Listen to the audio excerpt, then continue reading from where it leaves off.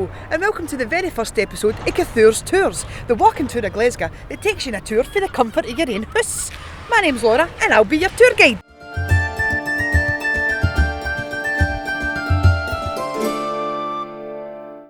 So, here we are in Glasgow's East End in the Calton. And right here in 1780, this whole area would have been covered with factories and mills. Can you imagine the sights and the sounds and the smells that would fill your everyday life? So now, on to the Weavers.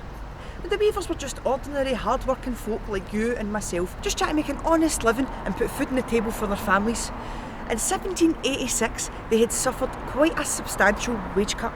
And less than a year later, the merchants and factory bosses expected them to take a 25% cut. Can you imagine if your bosses today said that to you? You wouldn't stand for it. It's just yet another example of the poor getting poorer and the rich getting richer. And desperate times called for desperate measures. In 1787 in Glasgow Green, just down the road there, the Clyde Valley General Weavers Association decided enough was enough and held a meeting. 7,000 strong showed up, men, women, children. They decided the Weavers had had enough. They weren't going to take these new austerity measures lying down. Does that sound familiar? Strike action was called for. So although they had vowed for a peaceable strike, the manufacturers still weren't paying attention to them. So a small group of weavers decided to take it upon themselves and went into the factories, cut the looms, dragged the machines out and set them on fire in front of the mills to send a message. Well, it sent a message alright, but maybe not the right one. The 2nd of September 1787, tensions by now were really high.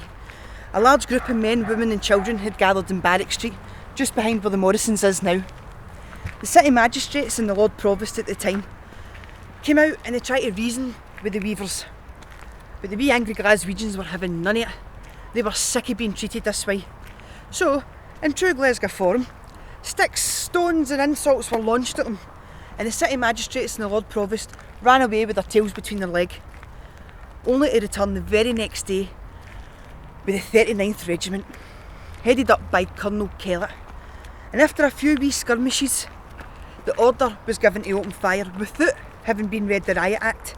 3 weavers were killed outright and 3 more died later in hospital. However, many more men, women and children were injured. The riot, the strike and the weavers' hopes were finished. So while the soldiers were being wined and dined and patted on the back and congratulated for a job well done, the weavers were burying their dead. And the leaders of the strike were being rounded up. One such man was James Granger. He was publicly flogged through the streets of Edinburgh and exiled for 7 years. He did later return to his native and beloved Calton, however, and was buried here in this cemetery alongside Alexander Miller, James Ainsley and John Page. 6,000 people showed up for their funeral in this cemetery. Can you imagine that? This place would have been packed. And the community was united in their grief.